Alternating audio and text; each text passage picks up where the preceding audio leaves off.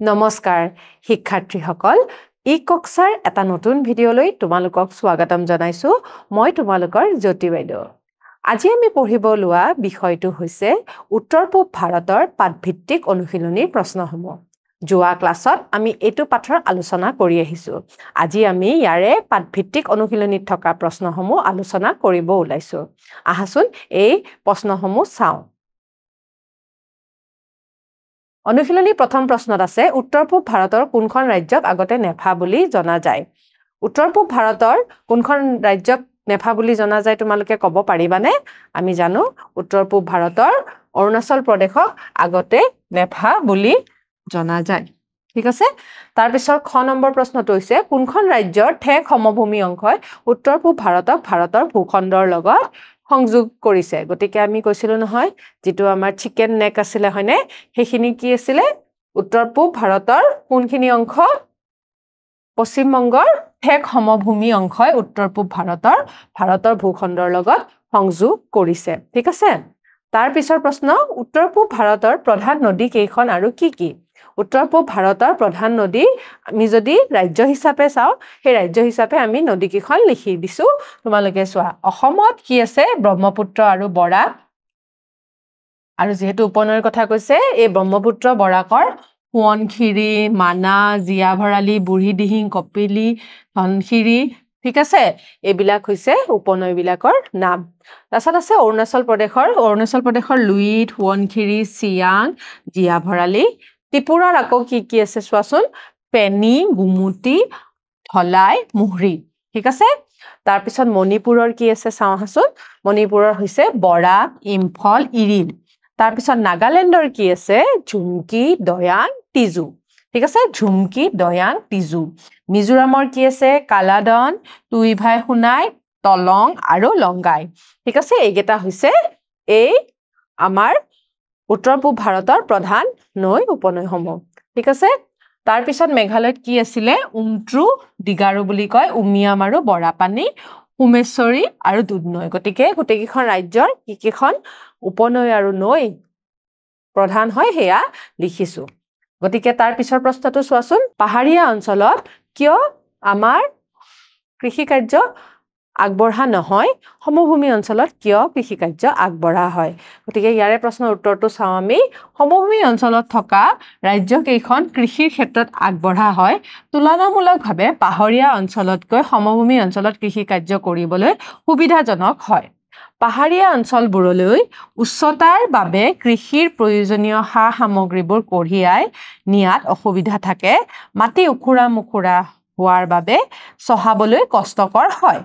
জলসিঞ্চনৰ ব্যৱস্থাও পাহাৰীয়া অঞ্চলত সমস্যাৰ সন্মুখীন হ'বলগীয়া হয় সমভূমিত নদী পুখুৰী জলাশয় আদিৰ দ্বাৰা পানীৰ যোগানৰ ব্যৱস্থা থাকে কিন্তু আমি পাহাৰীয়া অঞ্চলত এই নদী পুখুৰী এবিলাকৰ ব্যৱস্থা নেদেখো কাৰণে তাতে কৃষি কাৰ্য অলপ দিগদাৰ হয় ঠিক আছে পাহাৰীয়া অঞ্চলৰ জলবায়ু সকলো ধৰণৰ খেতি বা কৃষি কাৰ্যৰ বাবে অনুকূল নহয় পাহাৰীয়া ৰাজ্যকেইখনত স্থানান্তৰিত খেতি যিদৰে ঝুম খেতি কৰা হয় অৱশ্যে বেদিকা খেতিও আমি পাহাৰীয়া অঞ্চলত দেখা পাওঁ হ'ব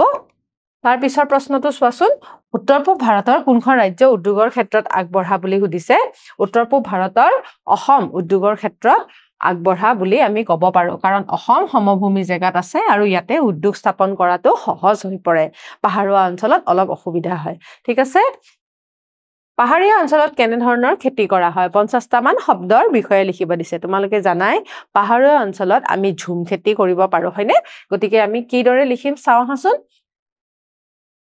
পাহাৰীয়া জনগোষ্ঠীৰ লোকসকলে ঝুম খেতি কৰে প্ৰতি বছৰে পাহাৰৰ হাবি বন কাটি জুই লগাই ঝুম খেতি পথাৰ মুকলি কৰা হয় গতিকে যিমান বিলাক হাবি বন আছে হেবিলাক কাটি পেলাই মানে জ্বলাই দিয়ে জ্বলাই পেলাই তাতে পাহাৰৰ মাটিতে কি কৰে আমাৰ ঝুম খেতি কৰা হয়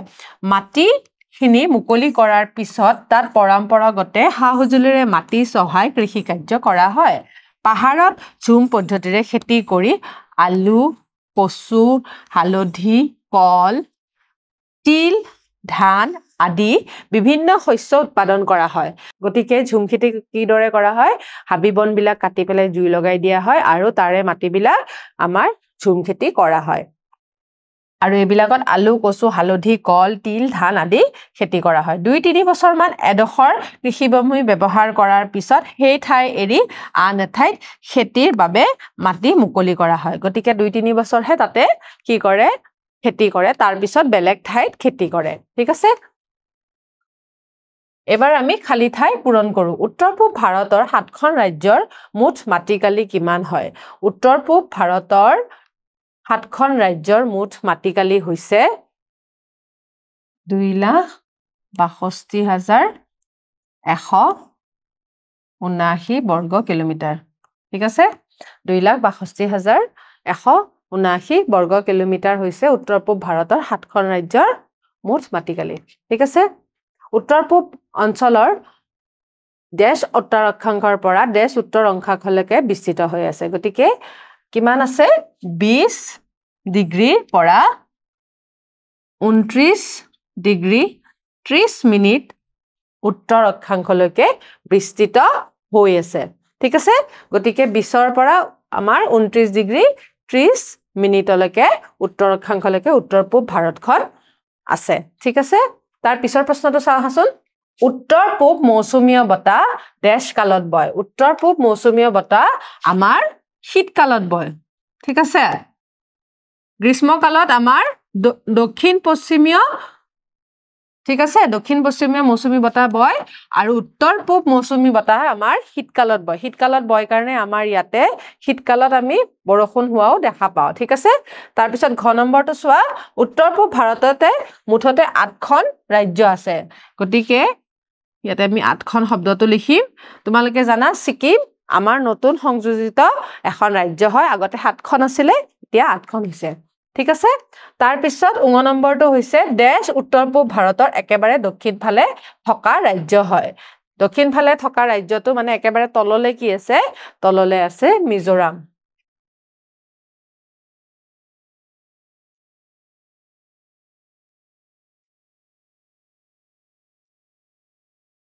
হ'ব তাৰ পিছত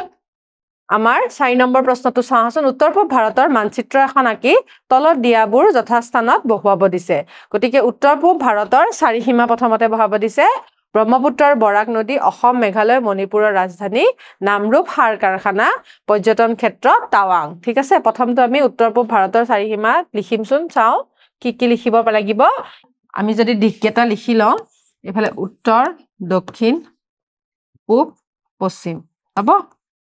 ঠিক আছে গতিকে পূব পশ্চিম উত্তৰ দক্ষিণ আমি এদৰে লিখি ললো গতিকে উত্তৰৰ ফালে তোমালোকে জানা এফালে কি আছে আমাৰ হিমালয় পৰ্বতখন আছে হিমালয় আছে তাৰ পিছত এফালে আছে চীন হয়নে চীনে আমাক আগুৰি আছে হয়নে তাৰ পিছত আমাৰ এফালে আছে আমাৰ পশ্চিম বংগ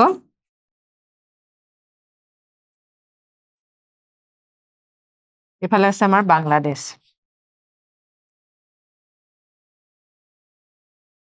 হ'ব তাৰ পিছত এফালে আছে আমাৰ নেপাল